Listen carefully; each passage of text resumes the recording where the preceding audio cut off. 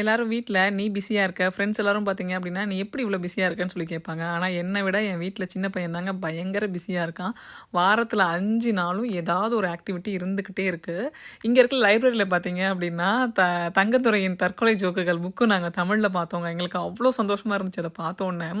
என்னடா இது கடல் கடந்து வந்தும் தங்கத்துரைக்கு வந்த சோதனை அப்படின்ற மாரி தான் இருந்துச்சு.